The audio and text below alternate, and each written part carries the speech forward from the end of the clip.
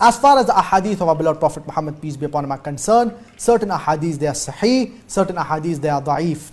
Whenever we come across any hadith, we should verify this hadith. We should see whether this hadith is sahih or it is da'if.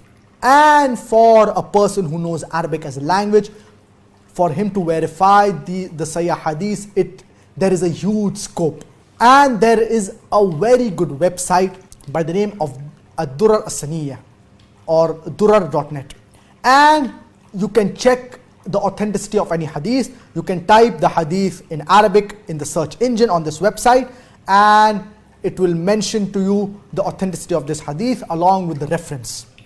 This is in the Arabic language. If you do not know Arabic as a language, then you can refer to other websites that are present in the English language. One of the best websites is islamqa.info, and if you want to check the authenticity of any hadith, you can ask regarding this hadith and inshallah they will respond to you. It is one of the best websites as far as Islamic issues and fatwas are concerned. And besides this, you also have sunnah.com, wherein you can type the hadith and it will mention to you regarding the authenticity of the hadith and the reference as well.